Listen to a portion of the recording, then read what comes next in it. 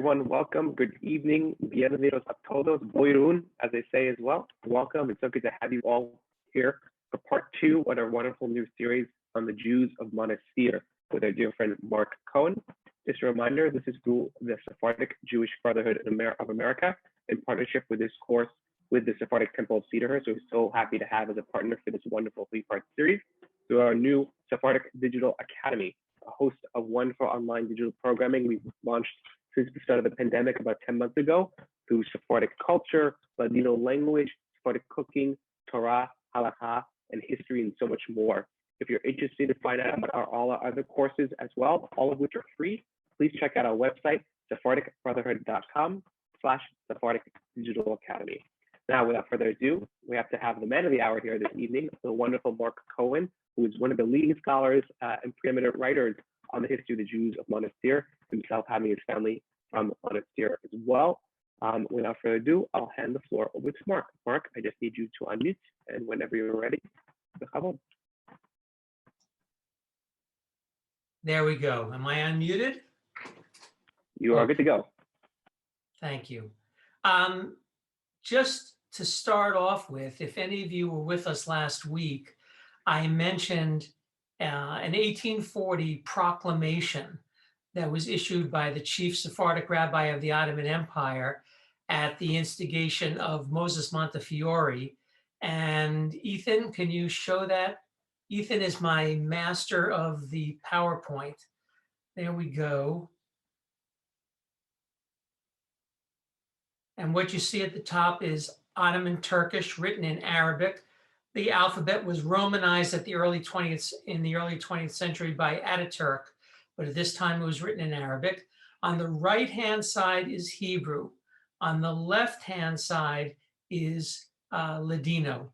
And it may be very difficult to read, but at the very bottom here, it says Bit Constantia in Constantinople, Hayom Yom Rishon. Today is the first Lechodesh Cheshvan, of the month of Cheshvan. So that's Hebrew. On the left is the Spanish, En Conconstita, En el primero de Cheshvan, on the first of Cheshvan. And it's not a great, it's not clear enough. I have a copy of this document. I'm lucky enough to own a copy. And there are lines here on the left where you can see words like todos hombres and other Spanish words spelled in the print block Hebrew known as Maruba. So it's an historic document. My copy of this is framed behind glass, so I couldn't take a good picture of it. So this picture is from a book about the Sephardim, and it includes this image. So there it is, very interesting. It begins with Moshe Yedaber, Moshe says, and that was Moshe Fresco, the chief rabbi of the Ottoman Empire. Okay, we can go on from there. Okay, here is the list of the members in Monastir who were members of the Alliance Israelite Universelle, which is the institution that we talked about a little last week that ran Jewish schools to teach French to the Jews of Islamic lands. The schools operated from Morocco in the west all the way to Iran in the east. And it was one of the biggest social and cultural influences and economic influences on the life of the Sephardim from the 1870s onward until the destruction of many such communities in the Holocaust. So as we noted last week, in 1864, the Monastir Jews became one of the earliest communities in the Ottoman Empire to found an Alliance committee. And that came out of the terrible experience of the 1863 fire and the pressure that was applied to the community by the Jews of England under Moses Montefiore, who organized a fundraising for the Jews of Monastir, but controlled how the money would be spent and did not allow the money to be spent to rebuild the traditional Talmud Torah schools of the city. Instead, the Jews of England and also of France wanted to support and encourage the founding of schools modeled on the Alliance model, which an organization that was founded in 1860. So in Monastir, by 1885, the Alliance, which was a fledgling organization in 1863, by 1885 it had become a worldwide, very prominent organization. It went from fewer than 4,000 members in 1863 to 30,000 members worldwide in the mid-1880s. And these members could be found around the world. And they included the Segelbaums and the Aronsons of Minneapolis, Minnesota, as well as the Strausses of Merchingen, Germany. Alliance committees functioned in 349 cities around the world, and Alliance schools by the mid-1880s already were operating in North Africa, the Balkans, Turkey, and Iraq.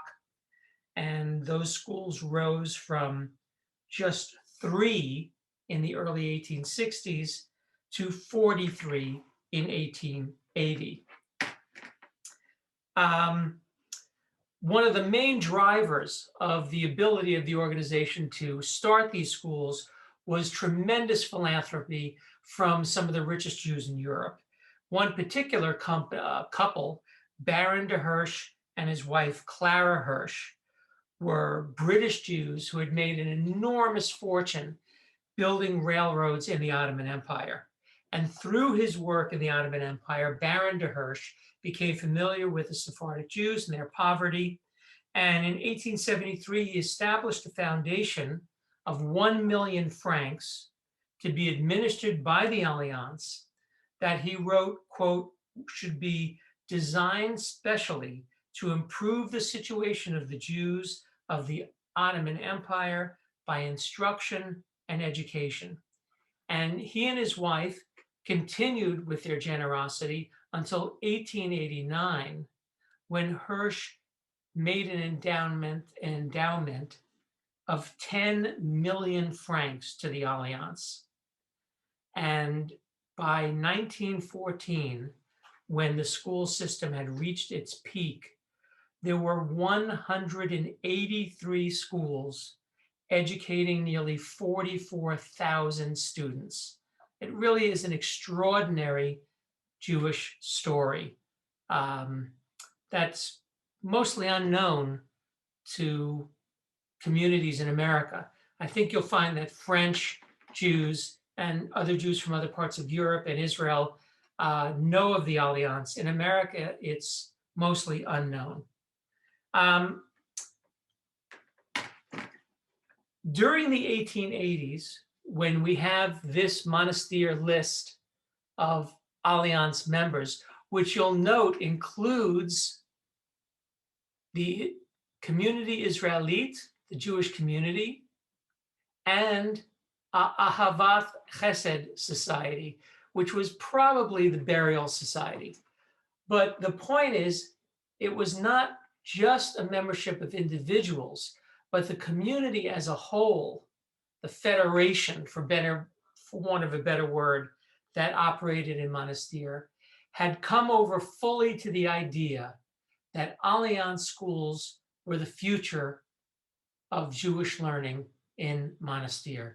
And you can see all of the names that I am familiar with through family and family friends, and that I'm sure many of you are also familiar with, such as Arowesti, Calderon, a bunch of Kamais, DeMayos and Mayos, Mizrachis, Namias, Pardo, Peso, Russo, Saporta, etc. And as you can see nearby, a German city in Mittelbronn, another German city here, Moscow.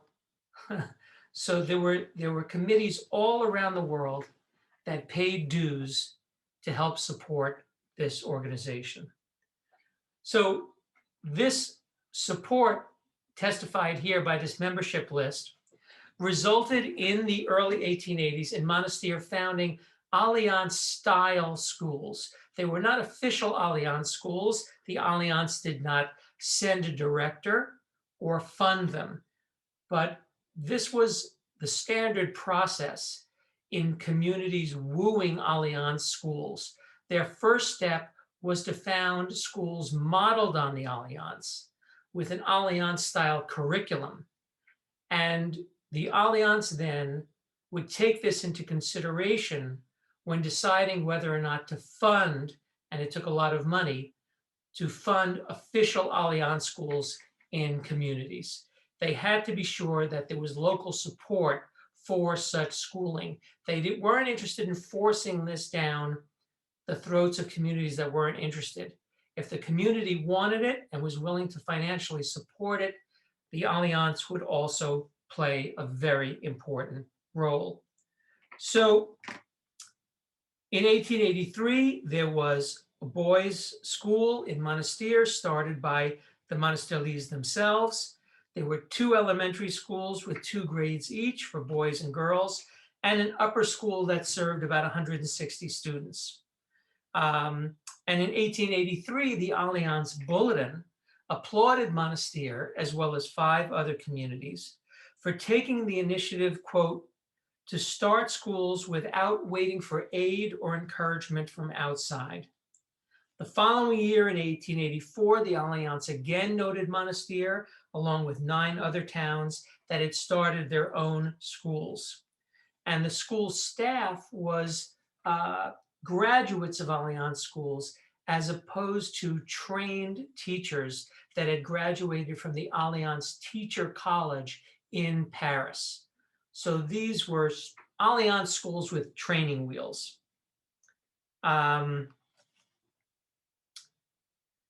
Despite the fact that these schools were in very, very modest circumstances, and in fact, one visitor, a European visitor in 1889, who came to Monastir, described the Jewish schools as in pitiable condition. Nevertheless, these schools were a remarkable change from traditional Jewish life in Monastir. They marked the first time that Jewish children in the city could learn secular subjects in a Jewish school, making a modern education available to those families that were not comfortable sending their students, their children, to non-Jewish schools, of which there were many, as we discussed last week. There were schools run by the Catholic missions in Paris. There were Protestant schools run by Americans. There was a French school for girls. There were Greek schools. So there were a lot of different schools. But this was the first time that Jewish parents who wanted their children to learn French and other secular modern subjects could send them to a Jewish school toward that end. But I wanted to mention this as well, just to give you an idea, catch up on the population of the town. That list in front of us here of 73 members, individuals, represented about 10% of all the Sephardic families in the city. There were about 4,000 Jews by now in Monastir, about 700 families. So this represented 10% of all the families, and probably a majority of the families who could afford the 6 franc membership fee.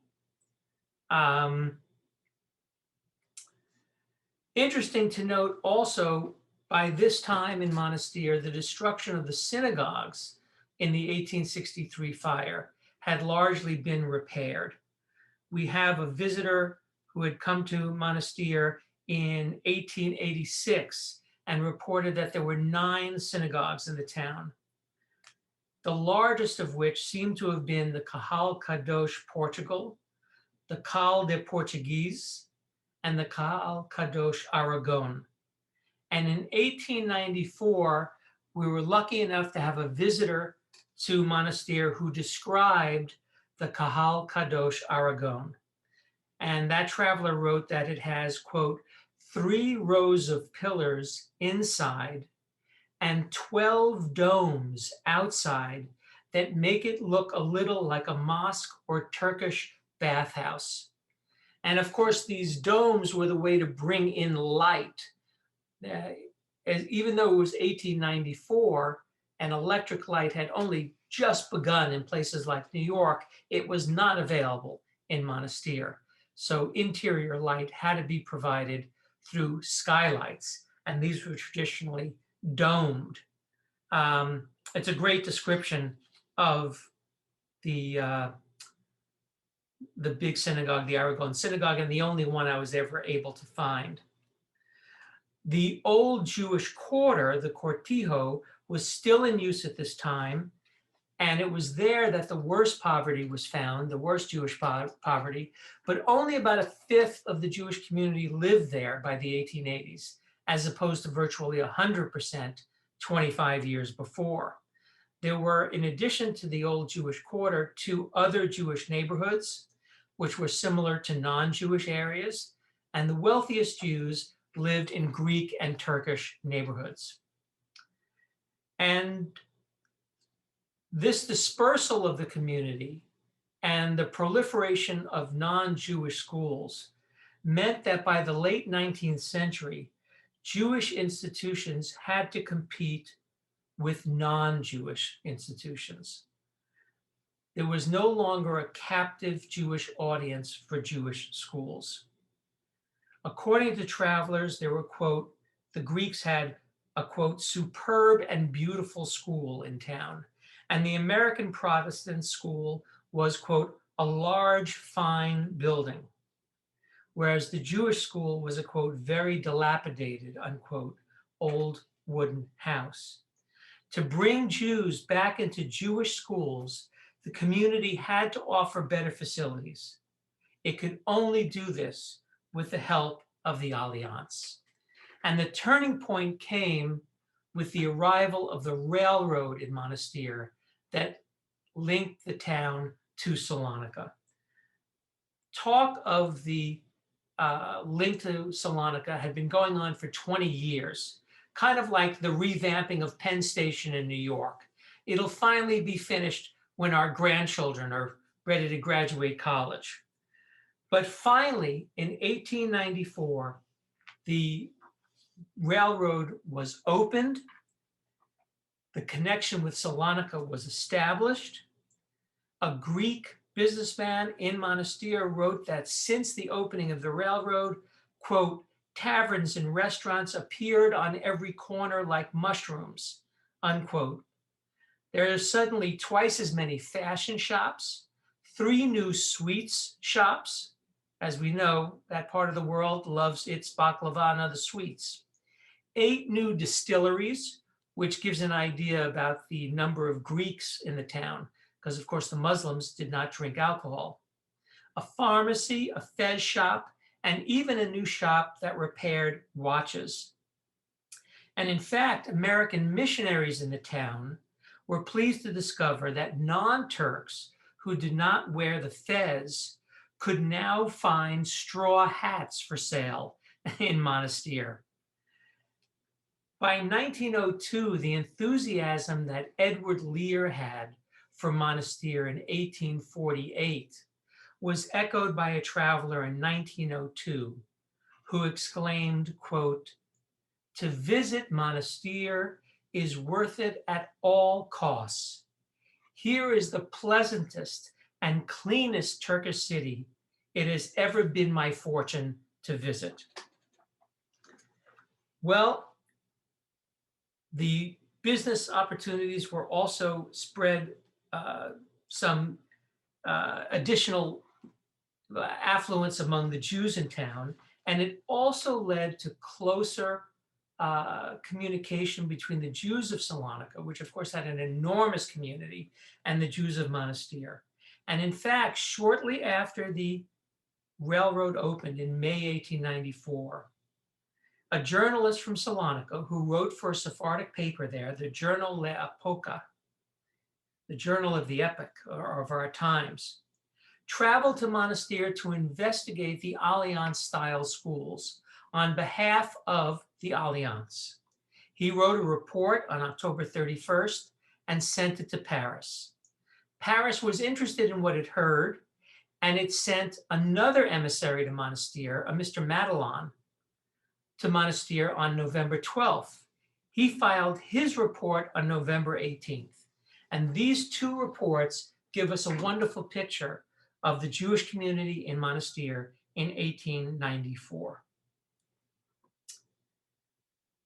What Levy and Madelon found was that by 1894, the town of Monastir and its Jews were not the backward people that the Jews of Salonika thought that they would be. It seems in their letters, it's clear that it was taken for granted that this isolated city had to contain a fairly backward Jewish community.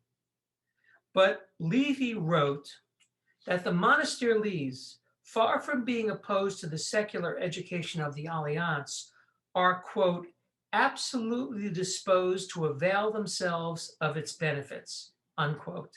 And Madelon found that the Monastir rabbi was, quote, young, tolerant, and easygoing, end quote, and also familiar with French and Greek. Both men also learned that the local Jews attended a variety of non-Jewish schools, and that many Monastir Jews spoke Turkish, Greek, and Bulgarian, in addition to the Judeo-Spanish. Madelon's report persuaded the Alliance to send a director to the Monastir school. The Monastir Jews promised to raise 250 Turkish pounds every year to meet expenses. The Alliance would cover 1/3 of expenses, and 40% of the expenses would be met by tuition.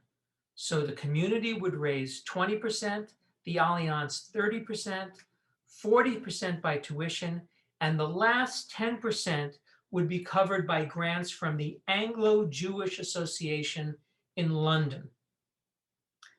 And it was also expected that the town would hold fundraisers. As all of us who are synagogue members and others, you can't have a Jewish community without a fundraiser. Madelon closed his letter to the Alliance with this plea for the city's Jews. Quote, on a final note, I want to let you know that the community of Monastir interested me greatly, both because of its spirit of tolerance and by its goodwill toward our school. The good you will do them will not be wasted, I hope. It is certainly the equal of those communities which have long been familiar with your generosity. Our fellow Jews are not asking for free schooling, but it is only right that we come to their aid by giving them the means to better themselves little by little. Less than a year later, in fact, 6 months later, in April 1895, a new Alliance director from Paris arrived in town to run the Alliance school. From that point on, the Alliance school in Monastir answered directly to Paris, not to the local Alliance committee. However, this did not mean that the Monastir Jews just accepted everything the Alliance handed out. The community could and sometimes did vote with their feet, and when they were unhappy with the school, move their children to other schools in town. And over the next 25 years, at least one director begged the Alliance to assign him to another community because he felt he was deliberately humiliated there. And according to him, quote, it was virtually a tradition in Monastir to fight with the Alliance directors. um, so in addition to the Alliance taking over direction of the school, if it was going to be an Alliance school, it had to look like a marvelous school. And in March 1896, in the Jewish Chronicle newspaper, ran news that the Anglo-Jewish Association made a grant of 100 British pounds toward the acquisition of new premises at Monastir for the Alliance School. By July, the building was purchased, the school moved into the new building, and it was officially inaugurated right around the holiday season, September 25th, 1896. This new building was a really powerful demonstration of what the Alliance could accomplish. The Monastir Jews from 1883 until 1896 struggled in very modest circumstances, 13 years.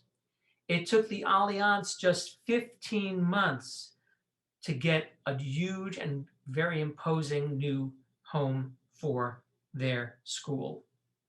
It was Clara Hirsch, the wife of the railroad magnate Baron Hirsch, who made this purchase possible. And not only did the school offer these new accommodations, but because of the Clara Hirsch Fund, there were free lunches for poor students and free tuition for the most impoverished students. And in 1894, when Madelon had visited the Alliance-style schools, he learned that 87 of the 230 students there were so poor that they paid no tuition. That's nearly 40% of the student body.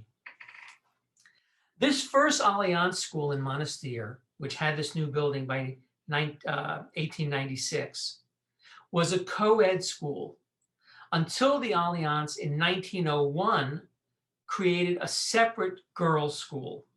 And this girls' school also got a brand new building.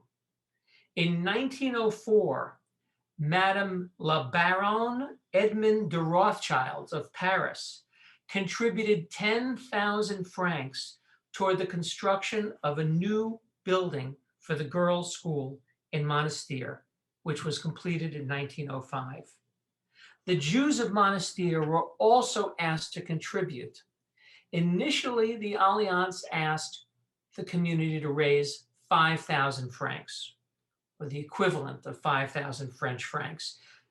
At this point, the correspondence between the Alliance Committee in Monastir and the Alliance headquarters in Paris were conducted in French, and French measures and currencies were the measure of everything. It kind of was like America's position after World War II. How much is that in dollars?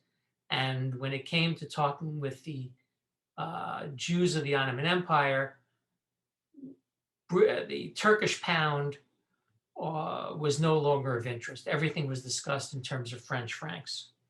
So they were asked to raise 5,000 French francs. The community managed it. Then the Alliance said, okay, raise 10,000 francs, not 5, 10. They managed that as well. Finally, the Alliance said, we want you to raise even more money. And in its desperation, the Jews of Monastir did something amazing, and it's an eye-opener as to how aware our grandparents and great-grandparents were of the great world around them. In 1904, the Jews of Monastir, in order to try and raise money, wrote a letter to the great Sarah Bernhardt, the great actress Sarah Bernhardt, who was traveling through Europe in 1904, asked her to come to Monastir to put on a concert as a benefit fundraiser for the school. Not surprisingly, unfortunately, she declined to go to Monastir to put on a concert. And the director of the Alliance Committee in Monastir had to stand up to the Alliance and Abraham Mizrahi wrote to them, "How can we ask our poor fellow Jews here to give a supplement when we know that everyone has already given beyond their means?" And that was the end of that. Students entering the boys' school studied French between 12 and 16 hours a week, and the girls about 8 to 9 hours a week on the language. Both schools offered Jewish studies, instruction in Hebrew, religious lessons, which were taught by local rabbis. But the Alliance curriculum included post-biblical history, Jewish history, geography, arithmetic, history, and science that were taught by trained Alliance teachers, who you can see here. And you can see the westernized dress of the women and the men back from their years in Paris. You can see the traditional Jewish Ottoman dress of the men wearing these kaftans, almost skirt-like to our eyes, and the fez. Here's a kid with a lot of attitude.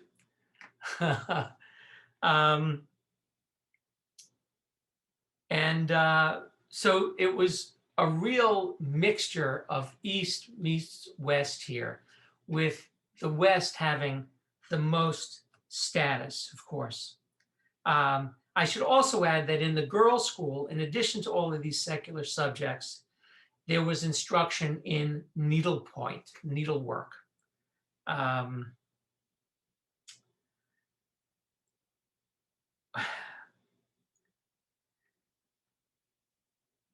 The last holdout in the Jewish community of Monastir to French Alliance-style education was the Talmud Torah school, the traditional religious school. The Alliance faced this problem everywhere it went in the Ottoman Empire and beyond the Ottoman Empire, because by the early 1900s, Monastir and others states in North Africa were no longer under Ottoman control, but under French control. And they saw that the Talmud Torah was an obstacle to their efforts to westernize the Sephardim. And so they set out to start to remake the Talmud Torah into Alliance schools.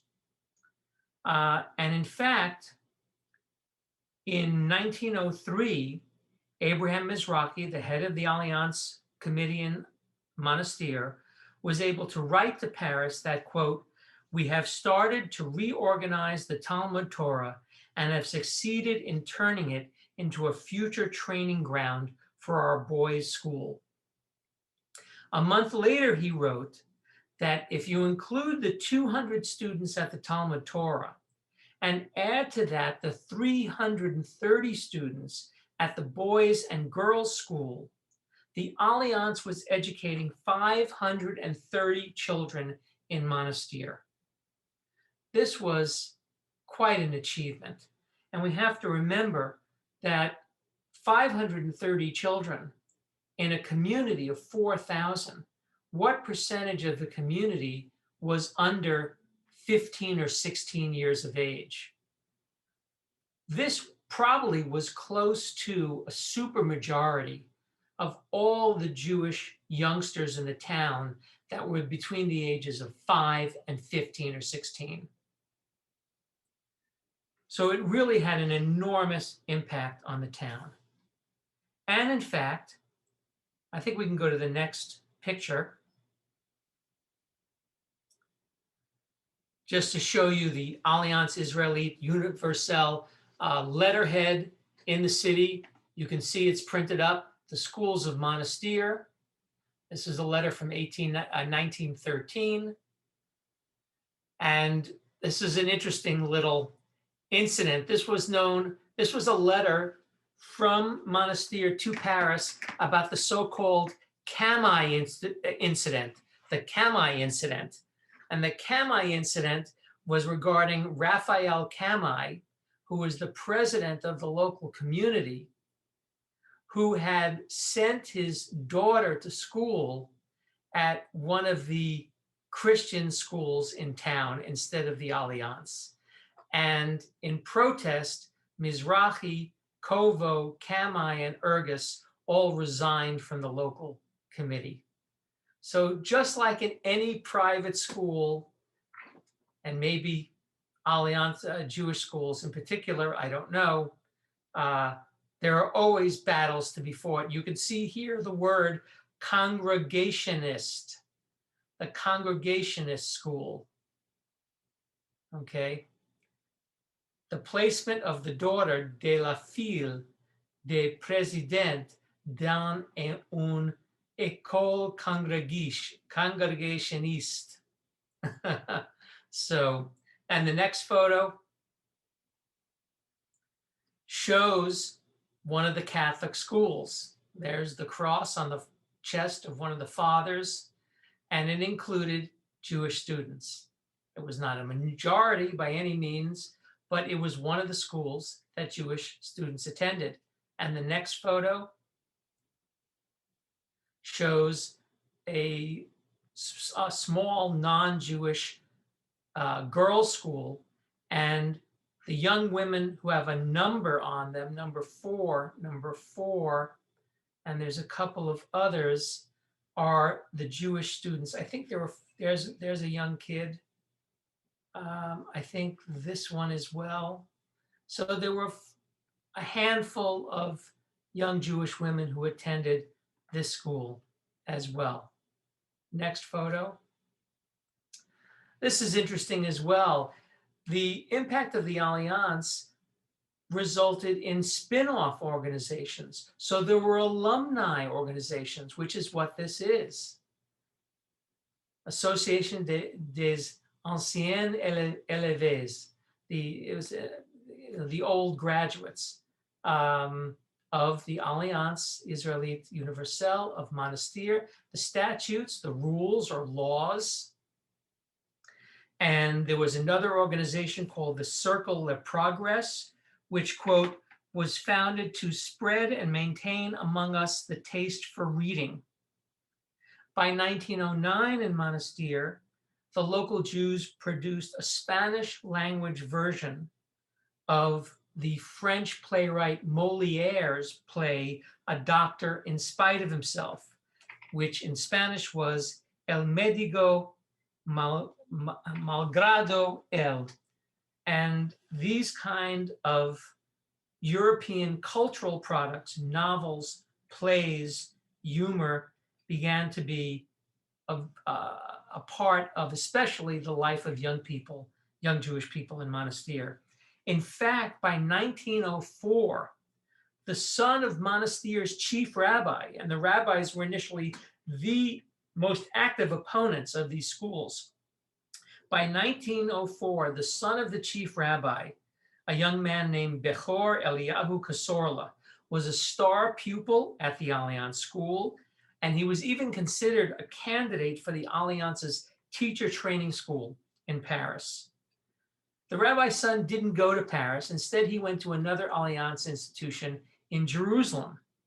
But 4 Monastirlis did travel to Paris for teacher training. These were Yitzhak Alcasar, Joseph Perez, and 2 sisters, Mathilde and Sol Calderon. And Alcasar graduated, but never worked as a teacher. Perez also never worked as a teacher. He graduated from the college and then went on to head the Cairo Stock Exchange. The Calderon sisters finished their schooling in Paris, came back to the Ottoman Empire, and worked for a time in the Girls' Alliance School in Monastir. One of the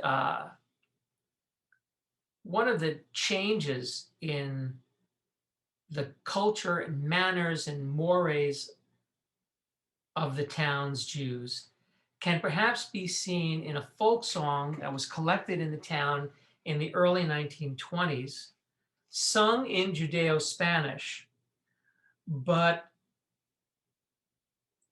concerning a contest between a mother and a daughter, a fight, an argument that does not seem possible to have been a problem in earlier times.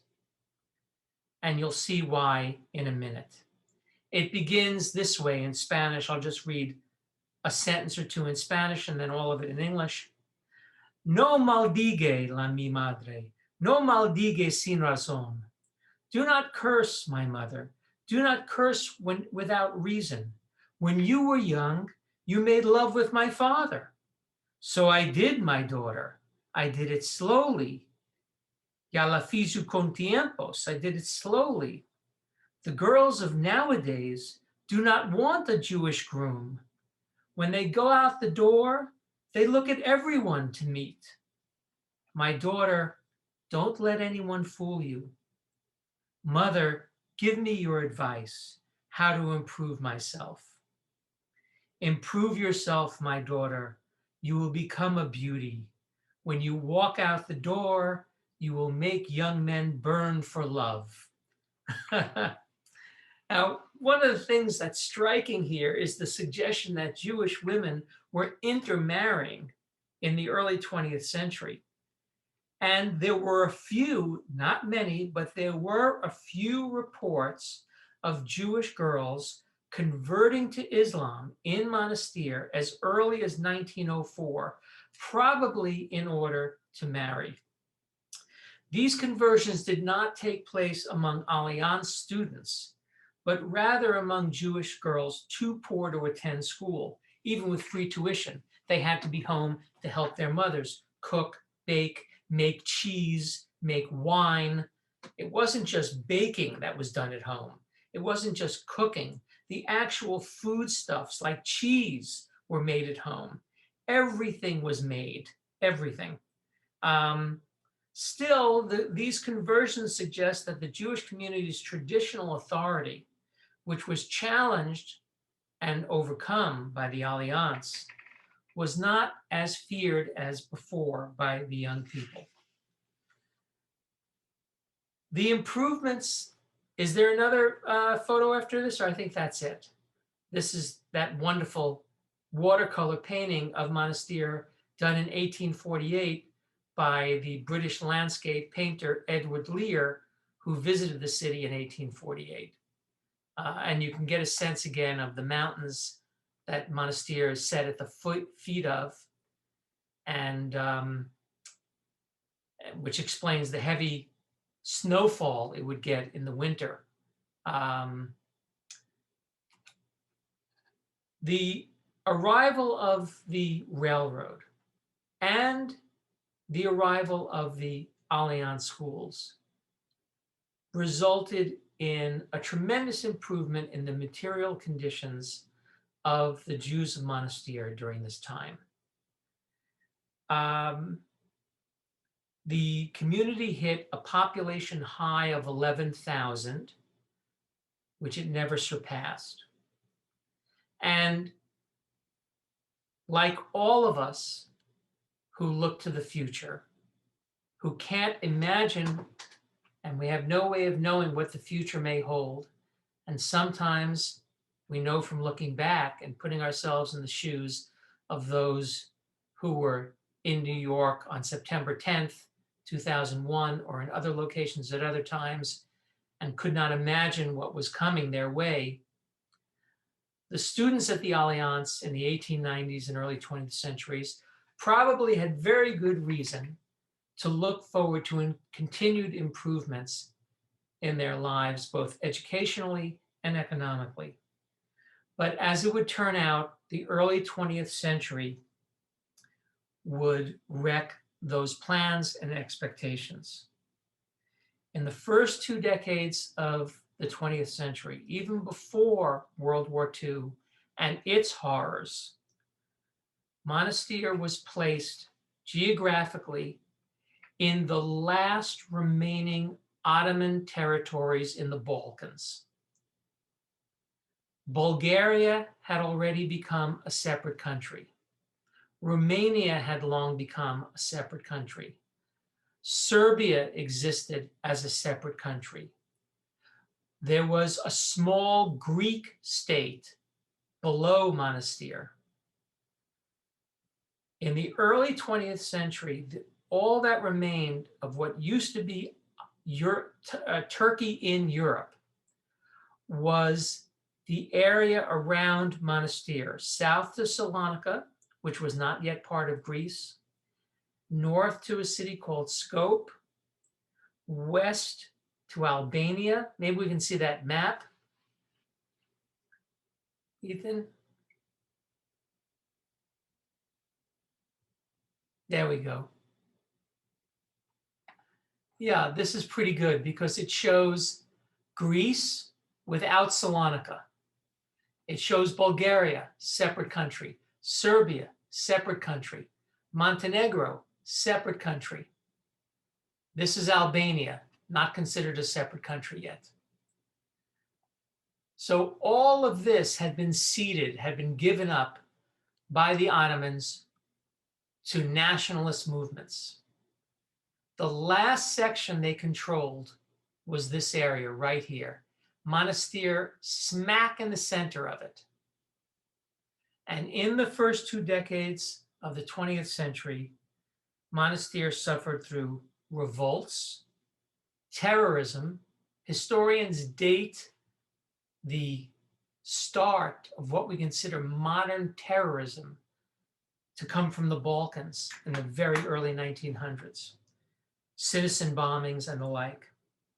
Revolution, and then, of course, World War I. It was a terrible period that was to come, which we will cover next week, and that led to so many thousands of Monastirese to arrive in New York, Jerusalem, Chile, South America, and some hundreds elsewhere, but mainly the US, New York, and also Rochester, and also Indianapolis, Jerusalem, and Chile, South America. That's all for tonight. And I'm perfect timing. I used 50 minutes, perfect. So we have some time for questions, which I always love, if there are any. Thank you so much, Mark, as always, for a wonderful part 2 of the series. If anyone has any questions they want to ask, please enter them into the chat, and we can read them out and try to get to as many as we can. I know there were lots from last week, so I'm sure there'll be plenty more this week as well. One question that came up a bit earlier, Mark, what was the relationship of Monastir to the non-Ottoman Jewish communities that were newly independent, like in Belgrade, for example, or in Sofia? Well, this was a tremendous break with what had been a borderless Sephardic world where everyone was schooled in or raised speaking Judeo-Spanish, and everybody's schooled in the same way in terms of religious instruction and traditional customs. Once Jews found themselves in Serbia, Bulgaria, Greece, they were no longer free to be communities within communities or states within states. They were expected to become Bulgarians, Serbians, Greeks. They attended state schools, mandatory attendance in state schools, as we have here in the United States. You can't choose not to go to school, and you can't choose, with the exception of some ultra-Orthodox schools in New York, apparently, to attend schools that have absolutely a curriculum that pays no attention to what the community at large wants you to learn. So that map showed the breakdown of a borderless Sephardic world where communication among Sephardim was easy and without a cultural barrier. And the same thing would happen to Monastir, as we'll see next week, when it fell first to Serbia and later to Yugoslavia. And then in World War II, it briefly became part of Bulgaria. there's one humorous anecdote that I found regarding World War I. In World War I, the city was invaded first by the Bulgarians, I think. And there was a hotel in town, and it named itself the Bulgarian Hotel. Quickly, it changed its name. Then the Serbians came in, and they took down the sign, the Grand Serbian Hotel. Then the Greeks came in. They took down the sign, and they renamed it the Greek Hotel. And then finally, I think, who came in? I forget what other army came in. And they just put up a sign, the Grand Hotel. They couldn't keep up with it any longer. And hence the term Balkanization.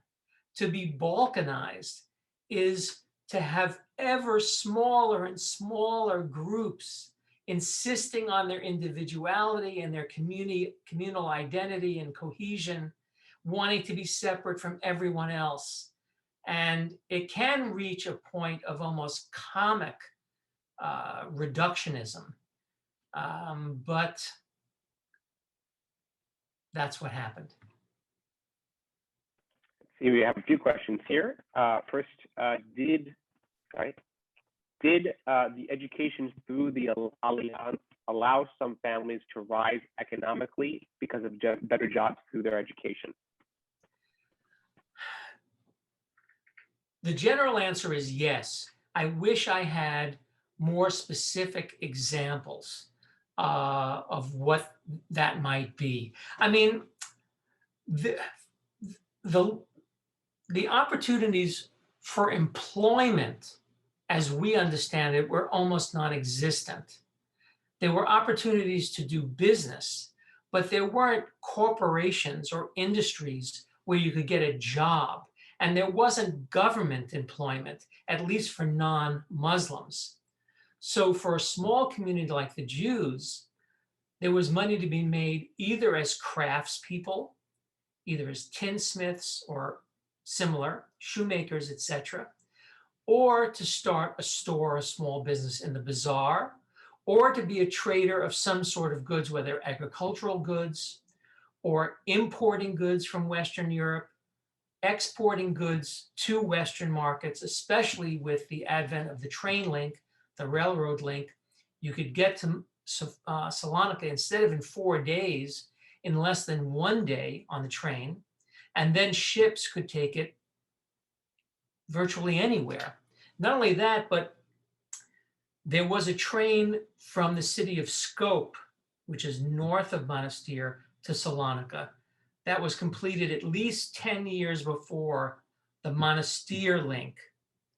And during that 10 years, the business people in Monastir brought their goods and picked up goods at Skop to use the rail link rather than go overland 4 days to Salonika. So even before the Monastir link,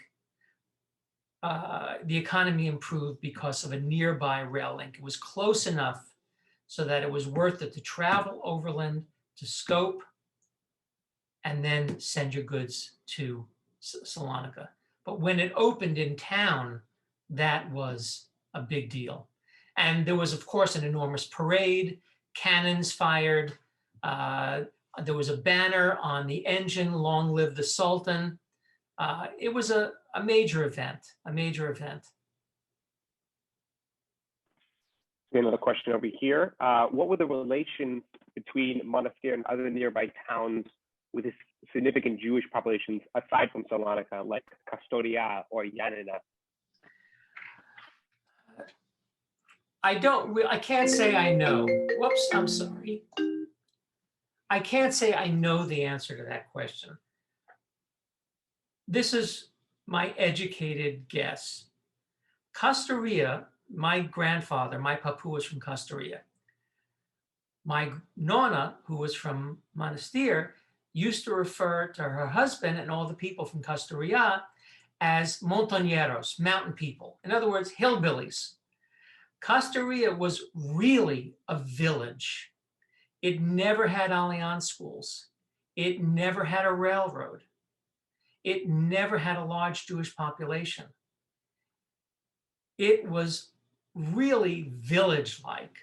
So there was communication between the two towns, but it was very hampered by the ability to travel between those two mountain towns, Monastir in the mountains and Castoria, as we know, also in the mountains. In fact, it was on a lake that had beaver trapping and skin business. I mean, it was cold weather area.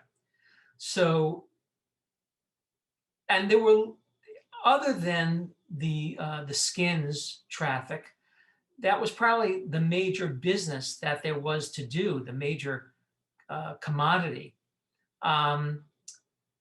The other city that you mentioned, besides Castoria? Yanina was another city that was mentioned. Yanina wasn't really that close. And Yanina also, as I'm sure you know, and the questioner probably knows, was unique, I think unique among the Ottoman Balkan Sephardim in retaining their Greek. They did not become Spanish speakers. They remained Greek speakers. The arrival of the thousands of Jews from Spain at the end of the 15th century overwhelmed in almost every case the pre-existing Jewish communities and Sephardaized them. Spanish became the dominant language. That did not happen in Yanina, probably because there were a limited number of Jews that went to Yanina from Spain. So it was not a natural partner. And Skopje, until the early 20th century, had almost no Jews. Most of the Jews that eventually arrived in Skopje came from Monastir. So Monastir's major trading partner was with Salonika, but as the arrival of the railroad and the journalist from Salonika, and then the emissary from the Alliance, that guy Madelon, these Jews only went to Monastir after there was a railroad to do stories on the town and investigate the town. Before that, it was just too difficult. Now, that doesn't mean that the city, no changes came to the city. As I make clear in my book, and especially the first chapter, Western influences had arrived in Monastir in force between 1839 and 1863. But that had limited impact on the Jewish community. So that's the best answer I've got for you. Castoria has not received a whole lot of attention. There was the organization that published my book, the Foundation for the Advancement of Sephardic Studies and Culture. Got it. The founder and director of that organization was planning on releasing a book about the Jews of Castoria. Maybe he did it. His last name is Bedford, Bob Bedford. And his grandmother was from there. And he found for me a document, a little bulletin that was published in Israel by descendants of Castorialis that I had never seen before. It's all in contemporary Hebrew, of course. There's not a lot about that town. And because it never had an alliance, and because it never had a railroad, a lot of the changes that affected the overwhelming majority of Sephardim from Salonika, Istanbul, Izmir, Adrianople, Bursa, never happened there. It's not as representative a community for that reason. Interesting question here. After the development and the establishment of the Alliance and more education, did a Jewish newspaper develop in the city that was unique to the city? No, there was never a Jewish newspaper in the town. No, there wasn't. There were these organizations like the Alumni Organization, the Circle of Progress. There were groups that produced these theatrical productions. But a newspaper is a very big undertaking. And there never was. I have never found any evidence that there was a printing press that served the Jewish community in the city. I've never seen a prayer book or anything of the sort that bore the stamp of printed in Monastir. I've never seen it. I'd love to be surprised, but I've never found it. One or two more questions for the evening. With the Monastir being one of the remaining kind of states or sections of the Ottoman Empire in the European side, was there any significant conscription of Jews into the Ottoman army during that period from Monastir, and when did that take place? Well, that's something we'll discuss next week. There was the Young Turk Revolution of, I don't want to get it wrong, and I don't remember it off the top of my head, 1909, 1908, 1907, I can't recall. And the idea was to create an idea of Ottoman citizenry that would be equal for all the residents of the empire, Armenian, who belonged to the Armenian church, the Greeks, who belonged to the Greek Orthodox Church, and the Jews. And there was conscription. It came too little too late. The privileges, the supposed privileges of being a citizen of the Ottoman Empire never seemed compelling enough to the Jews who had been in the Ottoman Empire for centuries as subjects that they were willing to be conscripted into the Ottoman Empire's army. And that was one of the many causes of great emigration from the city. The Jews were not unique in that way. The other minority communities also never believed that equal Ottoman citizenry or citizenship, I should say, would be possible. They just didn't believe it, and it never really happened. And there were so many revolts, war, terrorism that shook the region and competing nationalisms that it became a moot issue because Monastir didn't remain part of the Ottoman Empire for very long at all after the Young Turk Revolution. It quickly fell to other states who were carving up the remnants of the Ottoman Empire in Europe. This will be the last question for the night. Are there any records that will allow people with Jewish heritage from Monastir trace their lineage to the community, and also any records that you can describe that could help people understand where the Jews of Monastir came from in Spain or Portugal? That's a big, the latter I think is really a bridge too far. I know there are people who say, I've traced my family heritage back 400 years. I find that hard to believe.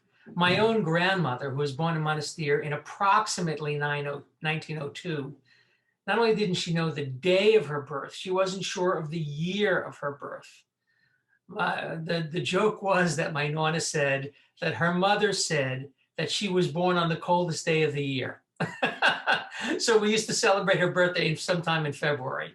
The kind of record keeping that we're used to in a highly organized and bureaucratic state was unknown in the Ottoman Empire, especially for non-Muslim communities, which the Ottoman state treated with that infamous phrase, benign neglect. I mean, they didn't interfere. You could do whatever you wanted. If the community wanted to keep records, you could keep records. If you didn't want to, you didn't have to. So the only source, I mean, if you know your grandparents' names on ship arrival passenger lists when they came to this country, if you know what their names were in Monastir, their actual real names, the only thing that could help you is Alliance records. If you know that your grandmother or grandfather, great-grandmother, etc., attended Alliance schools, the Alliance in Paris maintains extraordinary records. No wonder the term bureaucrat is a French term. They are marvelous record keepers, marvelous archivists. And I never went to Paris to do the research, but I had people in Paris photocopy for me dozens of pages from the Monastir files. And I think I did find my Nonna's mother's name on a document that I'll be talking about next week. I can't be positive, but I'm pretty sure it's her. The first and last name are correct.